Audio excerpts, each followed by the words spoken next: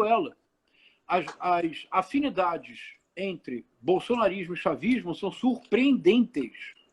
Surpreendentes. Com uma diferença, que felizmente joga a nosso favor, Renan. É que o Bolsonaro não dispõe da bonança que o Chaves teve durante 10 anos com o boom do petróleo, com o boom das commodities, que foi o mesmo que aconteceu com Lula. Imagina se a economia estivesse voando.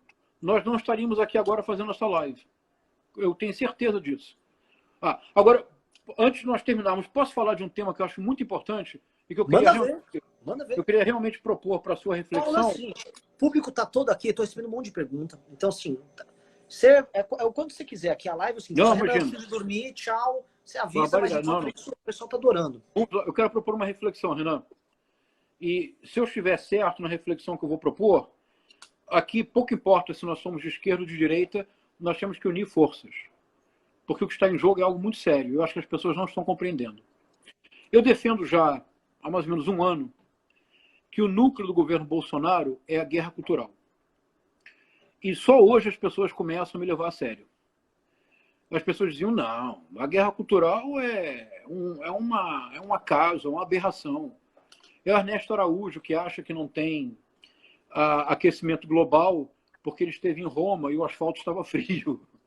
É o ministro do Meio Ambiente que considera que o país não tem nenhum problema com desmatamento, etc, etc. Eu dizia, não. A guerra cultural é o eixo do governo Bolsonaro e este eixo traz consigo um paradoxo, que ou nós domamos ou ele levará o país ao caos. Então, minha proposta. Primeiro ponto. O eixo do governo Bolsonaro é a guerra cultural. Por isso, pode cair o Mandetta, pode cair o Paulo Guedes, pode cair o Sérgio Moro, o Olavo de Carvalho não pode sair do centro das preocupações da família Bolsonaro. Por quê? Porque o bolsonarismo ele é um movimento. E aqui vale um elogio ao Bolsonaro, hein?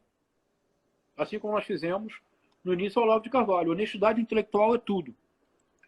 Nós subestimamos o Jair Messias Bolsonaro.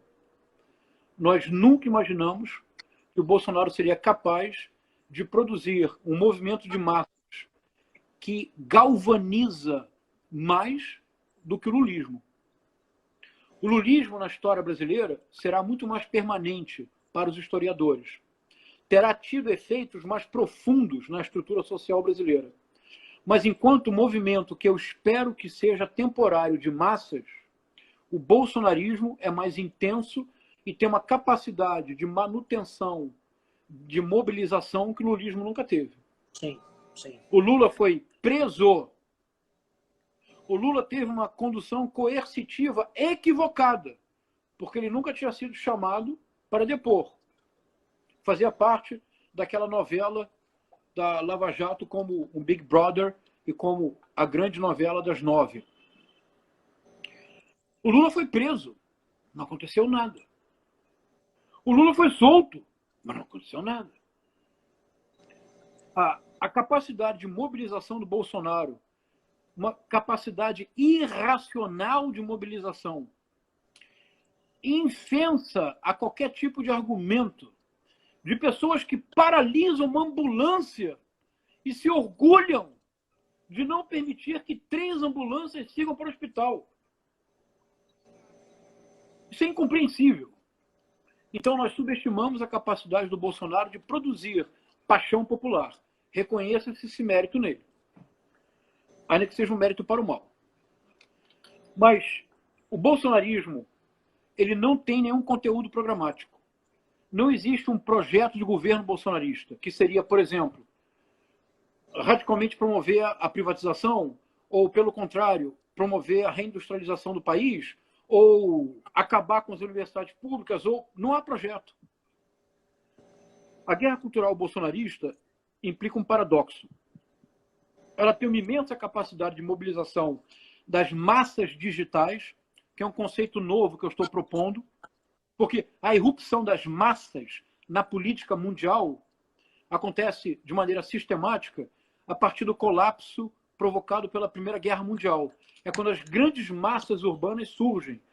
E isso foi associado na Europa ao rádio, ao cinema, e uma coisa muito importante, Renan, é que nós nunca damos importância, ao sistema de microfonia moderna. Olha, lembra mentalmente as famosas cenas do Hitler ou do Mussolini fazendo discursos para multidões. Aquilo só era possível porque tinha um sistema moderno de microfonia. Sim. Porque tinha rádio, porque tinha cinema. E as massas levaram ao colapso da democracia liberal burguesa, cuja resposta foi uma série de governos autoritários, à esquerda ou à direita. Fascismo, nazismo, stalinismo. Eu proponho que nós vivemos hoje uma emergência no campo da política das massas digitais. E as massas digitais, porque querem a democracia direta, estão levando ao colapso do sistema político tal como nós o conhecemos hoje, que é um sistema político que foi montado para dar conta das massas urbanas, mas são massas físicas, são corpos de pessoas nas ruas. As massas digitais, pelo contrário, não são corpos, e por isso há tantos robôs. São influências, redes, ecos, ressonâncias. É incontrolável.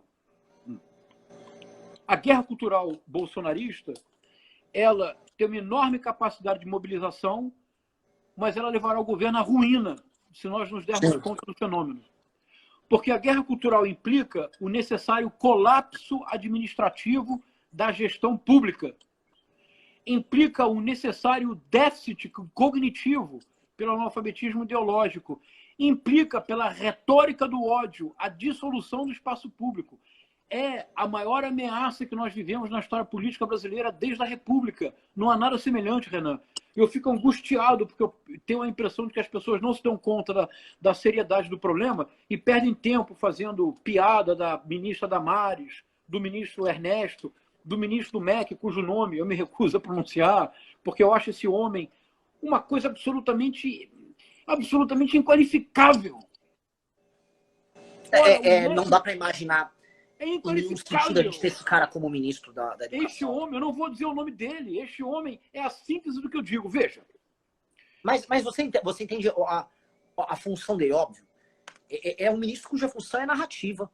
É narrativa para alimentar essa guerra cultural deles. Então, o fato dele ser um ministro na educação que opera meme e opera tweet é sintomático da função que eles querem dar para a ideia de educação. Porque ele precisa fazer um confronto total ali.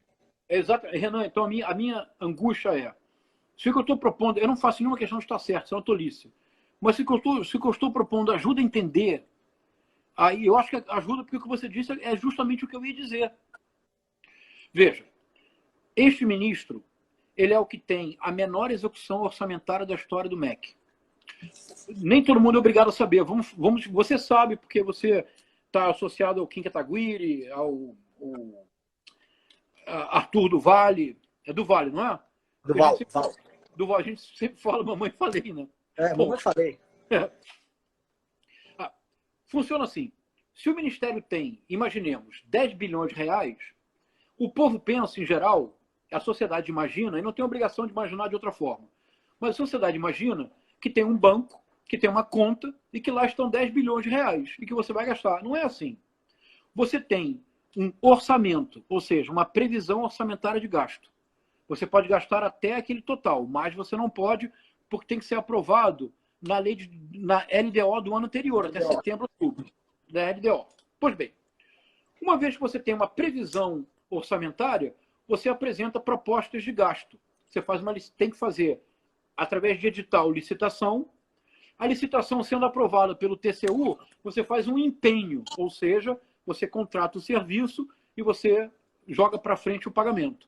Isso quer dizer que para gastar dinheiro no serviço público é muito difícil.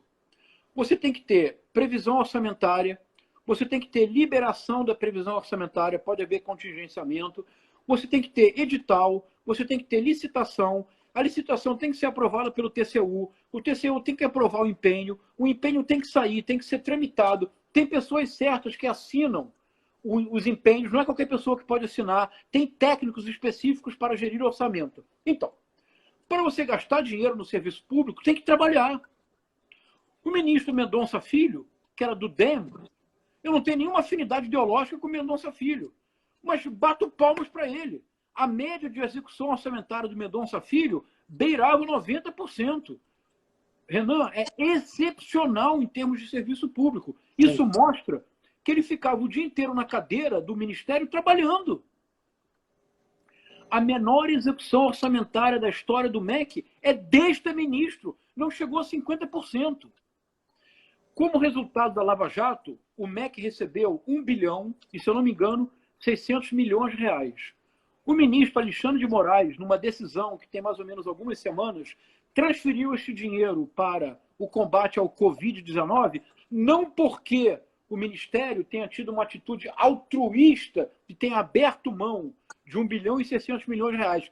É porque no ano inteiro, em 12 meses, 48 semanas, 365 dias, o ministro não apresentou uma minuta de um projeto para execução orçamentária do dinheiro. Renan, isso é inacreditável. É inconcebível. Mas você entende, assim, existe o aspecto da incompetência, mas aqui existe um plano operacional nisso aí, que acho que é um dos... É por isso que esse ministério é tão importante para o olavismo, assim como as relações exteriores. É ali que eles entranham a forma de pensar. E primeiro, na parte da educação... Totalmente de acordo. Totalmente de acordo. Porque na educação não é igual a política externa, que você vê os resultados mais rápidos que eles pretendem. Por exemplo, eles podem pegar e alinhar rapidamente o Brasil aos Estados Unidos, que é o que eles querem fazer, agrudar no Orbán, agrudar no Salvini. E operar em bloco ali no Itamaraty é mais fácil e mais rápido. Tem o desmonte. Tem. Na educação, a gente está falando de um aparato burocrático muito maior, muito mais complexo. E óbvio que é intencional e é entendido por eles também como uma tarefa patriótica da parte deles fazer esse desmonte. Tanto que é o seguinte, você pega, por exemplo, agora o último filme do Brasil Paralelo, até preciso assistir, é muito nessa linha, pátria educadora, desconstruir ali o lance do Paulo Freire e tal. É péssimo, é muito ruim. E eu não digo isso porque eu sou de esquerda. Eu assisti o 1964, o Brasil, entre armas e livros, escrevi para a Veja uma matéria de 2 páginas, é que do ponto de vista da pesquisa factual, é absolutamente lamentável. Há erros factuais, assim, brutais. Mas a gente fala disso depois, para não perder o foco. Você concorda com a análise que eu estou fazendo? Concordo. Não, você concorda? Trombou o carro aqui, eu vou te avisar. Você concorda que esta guerra cultural é o eixo do governo? Total. Você concorda que ela levará necessariamente a um colapso administrativo? Ao colapso, ela levará, a não ser que aconteça o que está acontecendo agora, que acho que é uma novidade, que eu acho que é temporária, mas acho que é uma experiência interessante, que essa é a intervenção branca que ele está sofrendo dos militares e dos outros ministros. Isso, exatamente. Mas isso só reforça a tese. Só reforça a tese, justamente. Colapso administrativo. Caos cognitivo. Mas o que eu chamo de caos cognitivo? É o analfabetismo ideológico. As pessoas têm formação... Por exemplo, Ernesto Araújo, vamos lá. Seria absolutamente tolo da nossa parte fazer uma caricatura do Ernesto Araújo. Ele, obviamente, é um homem inteligente. Ele é confuso, mas, obviamente, ele é um homem inteligente. Obviamente, ele tem uma boa formação. Não, mas para passar no Itamaraty não é não, mas me acompanhe, Renan, me acompanhe. Sejamos generosos. Ele, obviamente, é um homem inteligente. Ele, obviamente, conhece idiomas. Ele, obviamente, tem uma formação sólida. Sim. Como é possível que um homem deste tenha se tornado num completo mentecapto? Como é possível que um homem com esta preparação e com esta inteligência seja capaz de dizer tolices em série? Porque se há os assassinos em série, o Ernesto Araújo está criando uma nova categoria para os psicanalistas. É o tolo em série. É porque há um analfabetismo ideológico. É que a negação da realidade e a negação dos dados objetivos é um traço intrínseco da guerra cultural bolsonarista. Algo que eu tenho defendido, Renan, que me angustia muito, é que a guerra cultural bolsonarista ela não é igual à guerra cultural tal como ela ocorreu na Europa do século XIX, na Rússia do século XIX, na França do século XVII ou nos Estados Unidos do século XX. Guerra cultural quer dizer o seguinte: visões de mundo contrárias. É apenas isso. Eu entendo. A gente tem, por exemplo, a guerra cultural nos Estados Unidos, os conservadores têm uma estrutura também, estrutura operacional, tem a Fox News, eles têm os escritores deles e tal. Aqui, vê se eu tô na mesma página que você. Renan, calma. A gente vê até eles tentando reescrever o passado para justificar o presente. Essa guerra cultural deles passa por uma imposição necessária de um conjunto de signos que não estavam presentes no debate anteriormente. Isso. E eles precisam ressignificar o passado para eles poderem encaixar essas narrativas deles agora correndo. Porque senão exatamente. Eles não conseguem criar essa oposição às guerras culturais se eles não conseguirem construir isso correndo. Isso é algo que eles estão fazendo de forma até desesperada.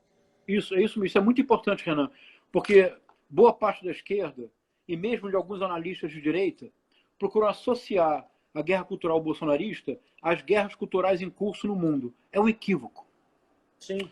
Porque, veja, um conservador americano, ele se opõe ao progressista. Um conservador alemão se opõe ao marxista alemão. Mas, uma vez que surgiu a modernidade, que basicamente quer dizer o seguinte, com a modernidade, o tempo deixou de ser um tempo que se repetia, que os valores se repetiam, e a modernidade é um tempo em que você passa a ter uma diferença qualitativa entre passado, presente e futuro. O presente modifica o passado e o futuro modificará o presente. Se a novidade se torna um valor, então é claro que cada época tem valores diferentes. Então a guerra cultural é própria da modernidade. É uma guerra de valores. Perfeito. Assim a cultura avança. Eu tenho valores, você tem outros, disputamos. Isto não é a guerra cultural bolsonarista, Renan. Isso me angustia muito, porque eu vejo que as pessoas não entendem, mas eu posso estar equivocado. A guerra cultural bolsonarista nada tem a ver com isso. A guerra cultural bolsonarista tem a ver com o que você disse. É uma concepção revanchista, revisionista de um período específico da história brasileira. Ditadura militar. Exatamente isso. Isso até linka, eu não sei se você ia chegar nisso, com os velhos tarados alucinados. Claro, justamente é isso, claro. Aí está. Mas é mais grave ainda, Renan. Agora vamos lá. Até aqui estou sendo claro? Pra caralho. Tá alucinando, porque é o seguinte, eu fico nessas pilas o dia inteiro, velho. Não, você percebe a imensa gravidade do que eu estou propondo, não é? Sim. Agora vai ficar pior ainda, Renan. Prepare-se. Vamos lá. A guerra cultural bolsonarista, proponho, ela realiza o resgate da doutrina de segurança nacional elaborada na Escola Superior de Guerra e colocada em prática na ditadura militar brasileira. A doutrina de segurança nacional, ela trouxe para as fronteiras internas o direito internacional público relativo às nações. O que é o direito internacional público relativo a situações de guerra? É a tentativa de criar o mínimo de racionalidade numa situação máxima de irracionalidade. Se dois países estão em guerra, a única racionalidade é eliminar o inimigo, de acordo? Se você não elimina o inimigo, eliminado será você. Sim. Então, o direito internacional público criou dois princípios fundamentais. O primeiro era o direito de conservação. Se uma nação estrangeira ameaça o Brasil tem direito, pelo direito de conservação, de aniquilar esta ameaça. Nenhuma dúvida sobre isso, de acordo? Segundo princípio, o direito do ataque preventivo. Por exemplo, isso aconteceu nos anos 60 e quase levou o mundo a uma terceira guerra mundial. A União Soviética estava instalando, em 1962, mísseis em Cuba, cujo alcance chegaria até Washington e devastaria a Flórida. Fotografias aéreas descobrem o que está acontecendo. Num ataque antecipador, os Estados Unidos lançam a sua marinha ao oceano para interromper o avanço da frota soviética. Há um momento em que parece que haverá uma terceira guerra mundial. Nos bastidores, Estados Unidos e União Soviética costuram um acordo. A União Soviética retira os mísseis de Cuba. Os Estados Unidos, sem tornarem público na época, retiraram mísseis da Turquia. Ficou elas por elas. Os Estados Unidos, pelo direito público internacional, tinham direito a atacar os navios soviéticos porque estava prevenindo um futuro ataque. De acordo? Sim. O terceiro elemento do direito público internacional complexo este é o direito à sobrevivência. Imaginemos, Renan, que eu e você estamos numa montanha, há uma neve e não podemos voltar vamos ter que ficar um mês nesta montanha e não temos alimentação. Direito público internacional, direito à sobrevivência. Se você me mata, se eu o mato para que nos alimentemos e sobrevivamos, melhor do que os dois morrerem juntos. Sim, é o exemplo da boia também. São elementos do direito público internacional que, na verdade, procuram regular uma situação na qual não há regras, que é a guerra contra o inimigo externo. Pois bem, estão me acompanhando?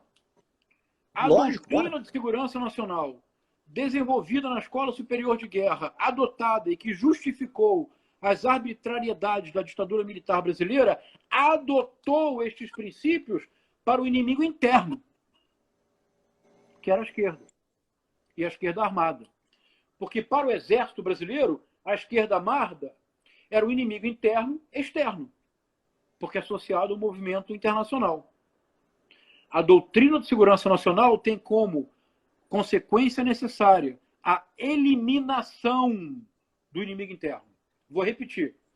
A doutrina de segurança nacional só faz sentido se a sua ação visar nada menos do que a eliminação do inimigo interno.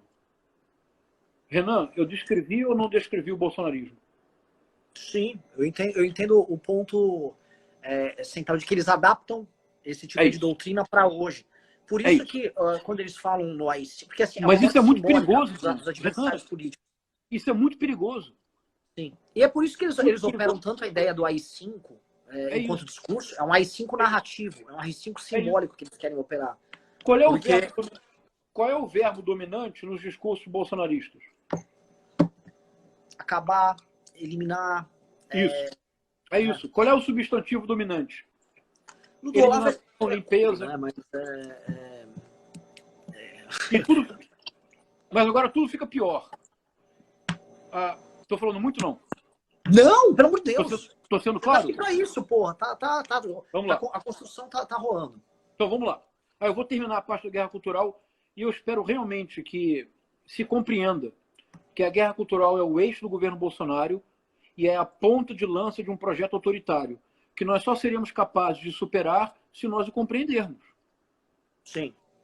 Agora, como é que você faz para transferir para a área da cultura a doutrina de segurança nacional num regime democrático?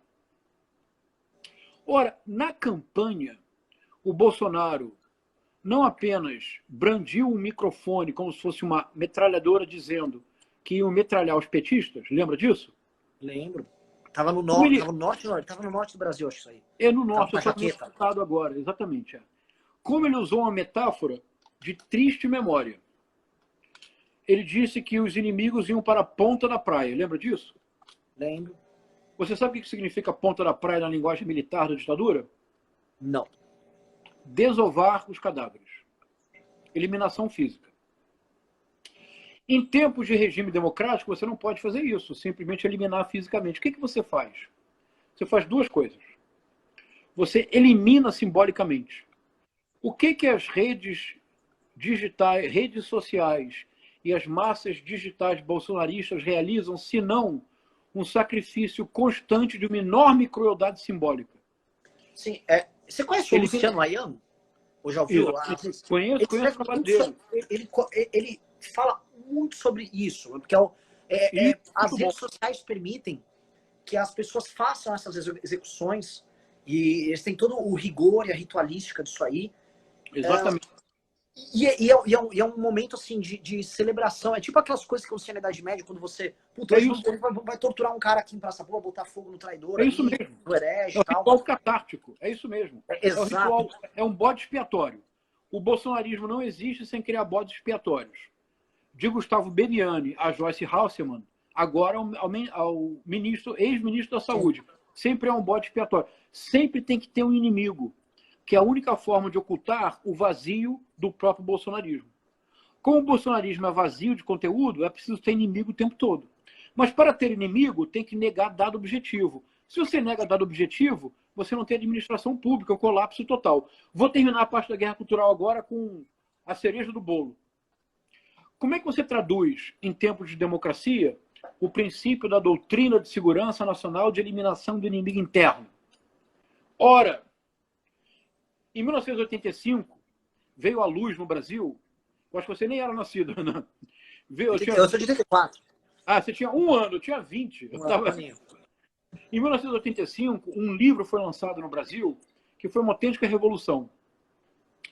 Vendeu praticamente 300 mil exemplares, foi publicado em vários idiomas, e para a minha geração foi algo assim tão revelador quanto para a sua geração deve ter sido as manifestações de 2013, um livro chamado Brasil Nunca Mais, que foi organizado da seguinte maneira. Em 1979, em março de 79, quando o general João Batista Figueiredo, ex-chefe do SNI, assumiu a presidência, o processo de distensão iniciado por Ernesto Geisel seguiu adiante. Um grupo de advogados que defendiam os presos políticos teve acesso no Superior Tribunal Militar em Brasília aos processos dos seus clientes. Como eram processos muito volumosos, solicitaram e obtiveram autorização para manter os processos com eles durante 24 horas. Montaram um quartel-general em Brasília de copiadora e copiaram aproximadamente, eu não vou lembrar agora o número exato de páginas, mas é uma coisa inacreditável. Compilaram 6.000 páginas de depoimentos, que são depoimentos do Supremo Tribunal Militar. São depoimentos não de torturados que falaram na imprensa, no exterior, não. São depoimentos de presos de processos do Supremo Tribunal Militar. O livro Brasil Nunca Mais reúne, em aproximadamente 300 e tantas páginas, os depoimentos do Supremo Tribunal Militar denunciando todas as torturas, assassinatos e desaparecimentos de presos políticos no Brasil. Entre 1979 e 1985, o projeto foi mantido sigiloso e foi publicado apenas quando as condições políticas permitiram. Ou seja, quando o governo de José Sarney se aproximava, já tinha estabilidade. Foi um escândalo. Foi uma revelação inequívoca de que no Brasil, durante o período da ditadura militar, a tortura foi política oficial de Estado. Que o assassinato de presos políticos, o desaparecimento de corpos, foi política de Estado. Para o Exército foi um choque muito grande. Não apenas um choque muito grande, uma ameaça. Ora, se agora a sociedade sabia do que havia acontecido, o que aconteceria com os homens do porão, como se chamava, com a comunidade de informação? O então ministro do Exército, do José Sarney, o Leônidas Pires Gonçalves. E, Renan, se você e todos os jovens quiserem ter ideia do que é um general da linha dura, veja uma entrevista notável feita pelo Geneton Moraes Neto com Leônidas Pires Gonçalves. Vocês vão ver o que é um general linha dura. General, não capitão expulso do Exército, não capitão reformado, general. O Leônidas Pires Gonçalves resolveu revidar na mesma moeda, olho por olho, dente por dente. Se o Brasil Nunca Mais era um livro, ele também comporia um livro. Ele reuniu alguns oficiais do Exército e, sejamos justos, o Exército tem oficiais de altíssimo nível intelectual, com uma formação sólida, estudos no exterior. Na ditadura havia uma divisão entre os chamados... Exatamente, entre os militares da linha dura, Costa e Silva, Médici e Figueiredo, e os chamados militares da Sorbonne, que eram militares com formação internacional, com Castelo Branco, um dos homens mais inteligentes do Brasil, o Goberido Couto e Silva, general, e o próprio Ernesto Geisel. Então, o Exército tem oficiais muito bem, intelectualmente muito preparados. Alguns desses intelectuais participaram do projeto Orville. Orville é livro ao contrário. É típico do Exército, na verdade. Uma espécie de código. Mas por que livro ao contrário? Porque era literalmente o duplo mimético, diria o René Girard, era a inversão do Brasil Nunca Mais. Se o Brasil Nunca Mais era uma denúncia, ou se nós desejarmos o livro negro da ditadura militar brasileira, o Orville é o livro negro da esquerda armada no Brasil. Porque assim como o Brasil Nunca Mais lançou mão de documentos do Supremo Tribunal Militar, de processos feitos pelos militares, portanto, processos que são inquestionáveis do ponto de vista da veracidade, porque foram os militares que fizeram os processos. E quando alguém diz, fui torturado, quem constou isso no papel foi o militar que fez o processo. Sim.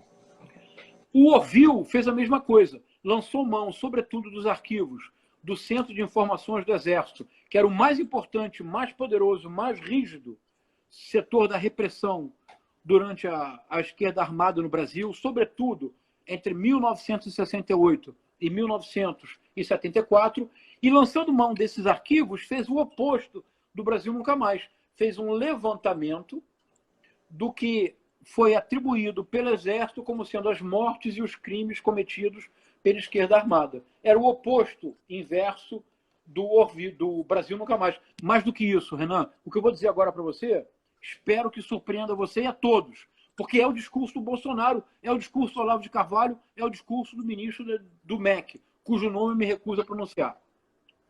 Então, você lê o Orville, é um conjunto de relatórios do serviço, do setor de repressão, sobretudo do Exército, sobre a luta armada no Brasil. Então, é uma leitura cansativa, são, na versão facsimilar, que todas as pessoas que nos estão escutando agora, terminando, se colocarem Orville, a Verdade Revelada, baixam um arquivo facsímile de 954 páginas e é o livro, que é este livro aqui, Renan. Publicado em 2012, que tem prefácio do Coronel Ustra. Opa! Aí estamos falando de gente ilustrada homenageada no impeachment, pô. É claro, justamente. Justamente. E que tem um índice onomástico no final que ajuda muito a consulta. Agora, então você vai dizer, mas o Orville é apenas isso? Tem então todos... O Orville tem uma narrativa da história republicana brasileira. A narrativa da história republicana brasileira do Orville é o elo entre a doutrina de segurança nacional e o governo Bolsonaro. Me acompanhe. Eu não estou negando que a guerra cultural bolsonarista também tem elementos do que acontece nos Estados Unidos, do movement do Steve Bannon. Não era casual que o Trump dizia o tempo todo, this is a movement, que é o nome do movimento do Steve Bannon, o movement de extrema-direita. As técnicas da internet, da trollagem, do WhatsApp, são técnicas internacionais, mas eu estou mais preocupado em compreender os traços brasileiros da guerra cultural bolsonarista, porque são estes, Renan, que vão influenciar as nossas capacidades de decisão e de resistir a esse projeto autoritário. Que é um projeto autoritário cujas consequências podem ser piores do que nós imaginamos. E olha que eu sou do Rio de Janeiro, eu sei o que eu estou dizendo. O Orville, além desse conjunto de relatórios da esquerda armada no Brasil, compondo que para o Exército é o livro negro da esquerda armada, assim como o Brasil Nunca Mais seria o livro negro da ditadura, o Orville oferece uma narrativa para explicar a história republicana brasileira. Houve, a partir de 1922, 4 tentativas de tomada de poder pela esquerda no movimento internacional, cuja finalidade seria que o Brasil, um país continental, seria a China da América Latina, se você acredita nisso. Então, em 1922, surge o Partido Comunista Brasileiro. Em 1935, ocorre a Intentona Comunista, derrota militar. 1961 a 1964 é um dos períodos mais tensos da história brasileira. É um período realmente fascinante da história brasileira. Seria muito importante que vocês, do MBL, que os jovens do Brasil estudassem mais o período de 61 a 64, porque é o período de uma polarização absurda que levou a uma ditadura. E tem muitos elementos que nós temos hoje. Justamente. O Jânio com esse discurso... Exatamente. Do lava-jatismo, as similaridades entre essas coisas. Exatamente. O Lacerda, que tinha também a esquerda, se tinha uma movimentação universitária. Era um período muito doido. E, Renan, qual foi o resultado da polarização extrema desse período, 61 a 64? Uma ditadura militar. Nós não queremos ditadura.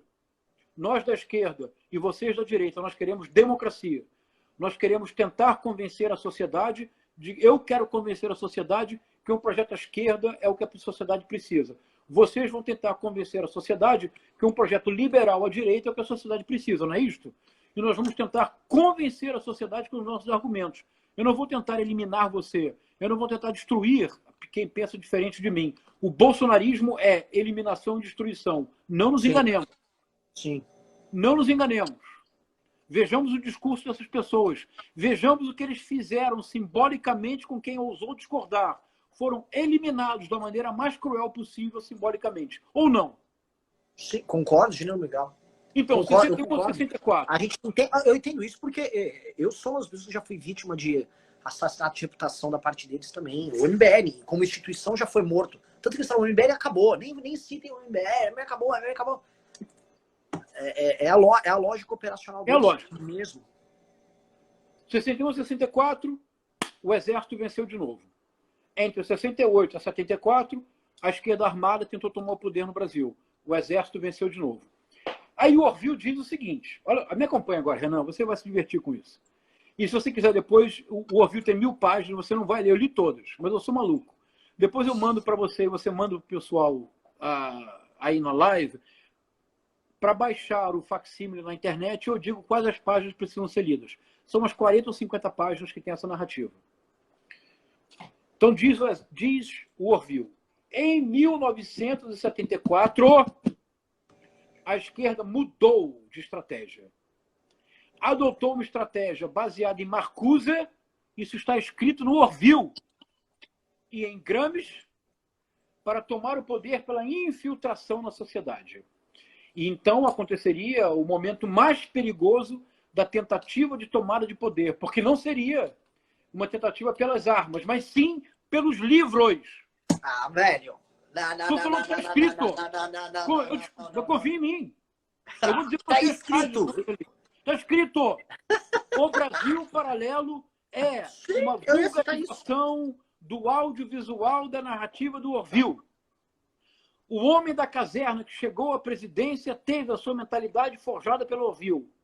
O Carlos Bolsonaro, que é um artista surrealista involuntário, porque o que ele escreve é incompreensível, mas é muito criativo. Mas há alguma genialidade ali, a gente vai ter que concordar em algum momento. Ah, bom. Tem coisas não. Ali. Há uma poética específica ali. Eu sou das poucas pessoas da esquerda que reconhece no Carlos Bolsonaro uma inteligência superior.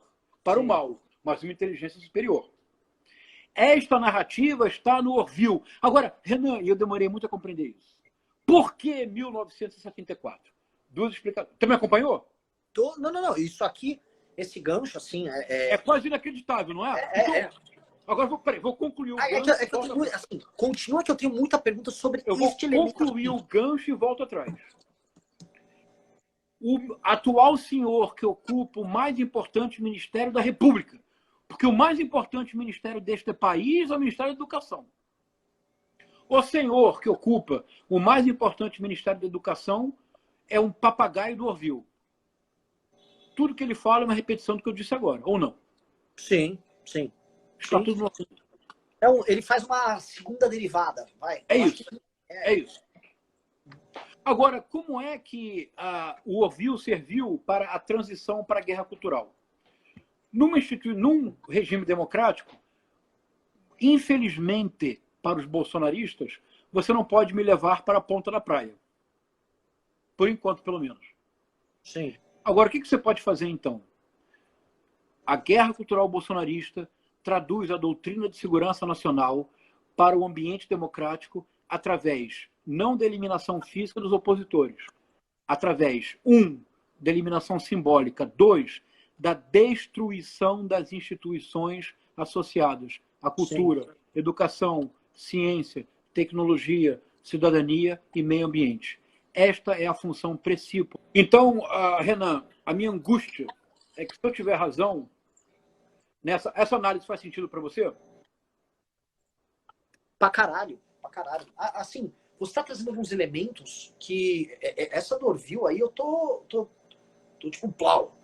Isso vai, inclusive eu falar com a galera nossa, gravar um vídeo nosso sobre isso, explicando esse tipo de... essa relação toda, porque tem muita coisa a ver da briga do próprio olavismo com os militares, que é uma briga sobre a liderança desse processo, sobre essa explicação desse passado. É isso. Porque você pega uma coisa que é muito louca, o Heleno era ligado a essa linha dura. O Heleno era dessa turma. E ele tem os mesmos tiques e esse mesmo sentimento. Puta que pariu, olha o que estamos tendo a nossa chance da nossa vingança agora, caralho. Exatamente é isso. Eles querem reescrever isso. E a mentalidade bolsonarista é revanchista. Sim. Mas se você é revanchista... Prossegue com o raciocínio.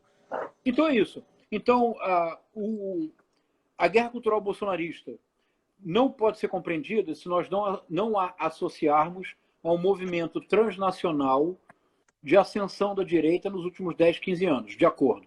Fato. O livro que eu estou escrevendo e a reflexão que eu proponho agora, sem desconhecer isto, eu quero me concentrar em outra coisa. Eu quero me concentrar nos traços propriamente brasileiros da guerra cultural bolsonarista. Perfeito, perfeito.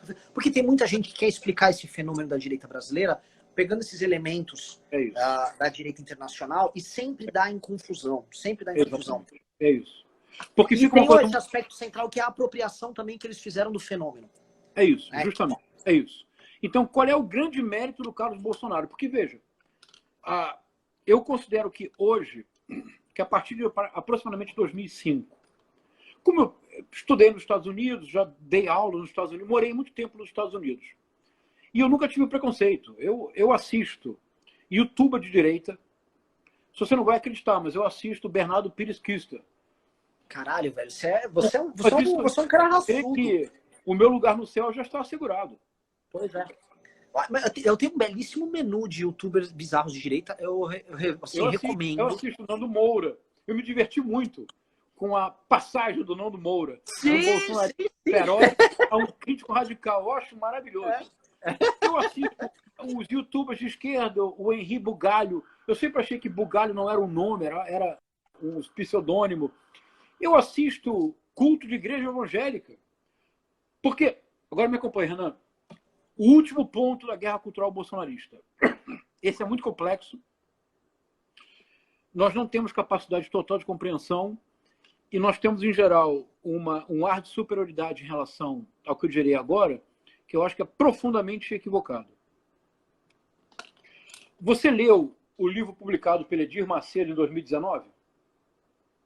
Não, eu vi o filme dele. Mas eu acho que tirando... Tem um rapaz nosso que já leu um manual sobre política do Edir Macedo, sobre chegada ao poder e tal. Mas não é esse livro, é um livro antigo dele. Eu quero dizer que a circunstância brasileira... Então, sem negar a importância de todos esses estudos com os quais eu aprendi muito e que tratam de toda a direita internacional, eu prefiro me concentrar no aspecto brasileiro. Conhecendo esses estudos. Porque eu acho que há alguns aspectos brasileiros que não estão sendo destacados. Então tem o Orville. Renan, é muito impressionante o que eu disse, não é? Sim. Depois eu vou mandar para você e para o Pedro as páginas. Eu vou dizer, baixo da internet, vá no Google, coloque Orville, a verdade revelada, PDF. Vocês vão baixar um arquivo de aproximadamente 954, 953 páginas, e eu vou dizer para vocês que páginas ler. Não são mais do que 50 páginas, na qual há essa narrativa. Na narrativa do Orville, há todo o bolsonarismo inteiro. O homem da caserna, que é o Jair Messias Bolsonaro, teve a sua mentalidade revanchista forjada neste episódio. Não apenas, mas isso é indispensável.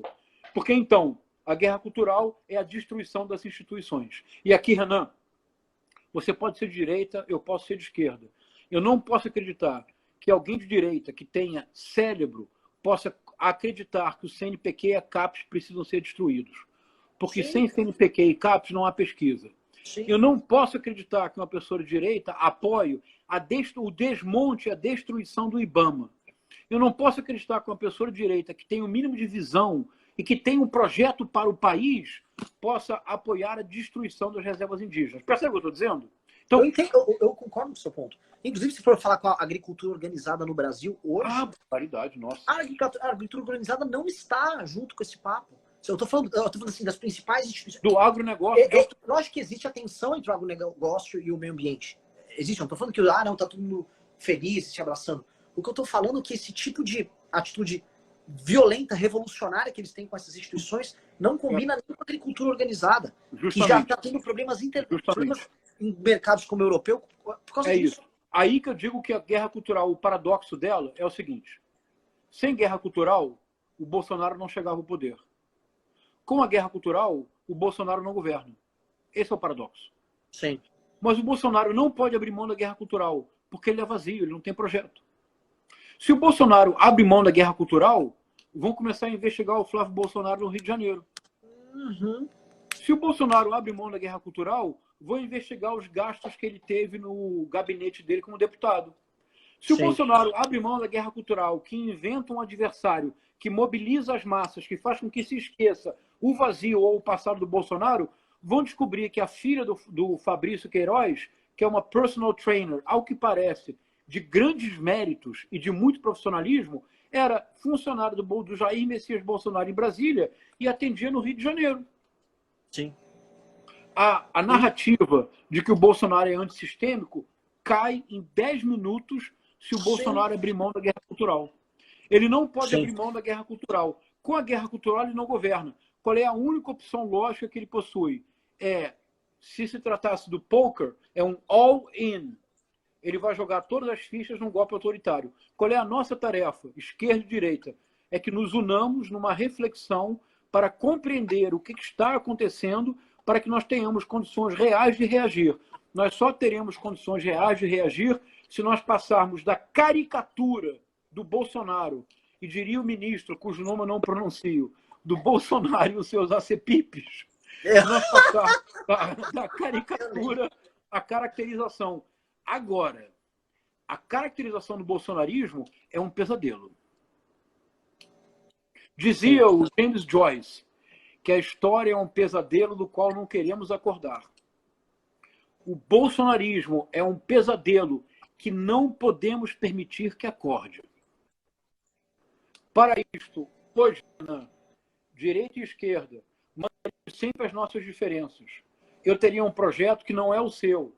O seu projeto será diverso do meu. Mas nós devemos ter em comum a defesa das instituições democráticas. Que caiba ao povo decidir se a esquerda volta ao poder ou se continua um projeto de direita. Cabe ao povo decidir. E nós devemos. Se nós hoje estamos conversando de maneira amistosa, rindo e achando graça, em 2022 nós estaremos em trincheiras opostas. Eu não vou deixar de respeitá-lo. E espero que você não perca respeito por mim. Mas nós estaremos disputando o voto da sociedade brasileira. Renan, nós estaremos disputando o voto. Nós não estaremos pedindo para que ninguém aperte o gatilho. Sim.